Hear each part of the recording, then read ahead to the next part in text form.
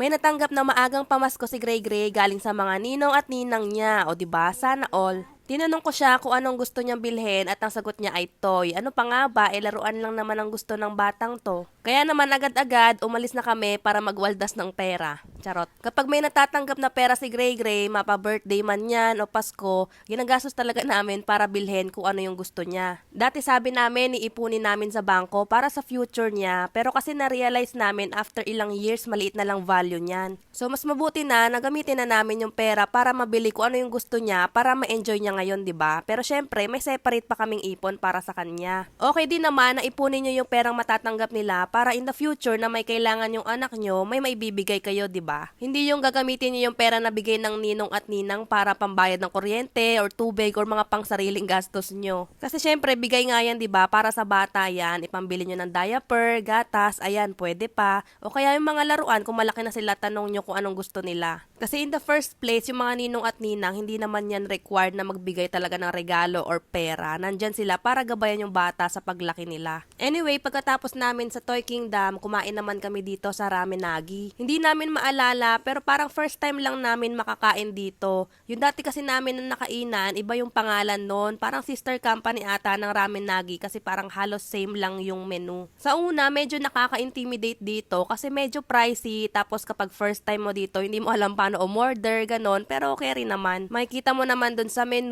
or sa form nila na may mga suggestions sila dun.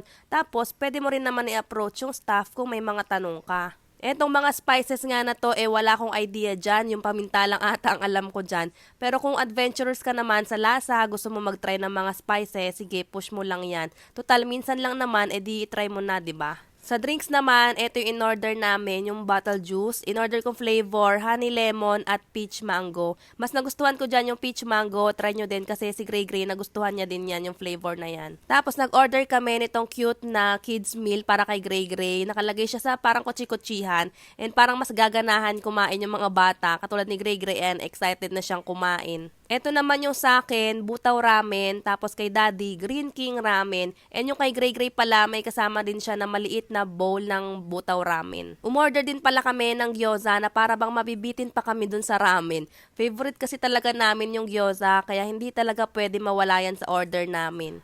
Habang ako naman busy kumain at mag-video, hindi ko na namalayan etong anak ko pala ay kumakain na mag-isa dahil gutom na ata. Tingnan nyo nga at kinakamay na niya yung kanin, hindi na daw niya kailangan ng kutsara. Iba ata talaga yung effect nung lalagyanan ng pagkain na kotse yung design. Parang excited na excited siyang kumain. Akala mo naman ginugutom sa bahay. Kapag talaga kumakain kami sa mga Japanese restaurant, napapatanong talaga ako sa sarili ko. Isang araw kaya makakapunta kami sa Japan? Dati malabo pa kasi wala kaming passport. Pero ngayon may passport na, visa na lang kulang, tsaka pera syempre. Kaya kailangan talaga nating mag-triple kayod para isang araw makapunta naman tayo sa Japan at makakain ng authentic na Japanese cuisine. Sa ngayon kasi hanggang Japan Home Center muna tayo. Charot. Maya-maya pinaserve na namin yung ice cream na kasama dun sa kids meal. Alam nyo, sulit na talaga yon kasi full pack na siya. May rice, side dish, ramen at ice cream na. Pagkatapos namin kumain, pumunta naman kami sa department store para bumili ng mga pangregalo. Dito kasi may mga bundles na talagang sulit.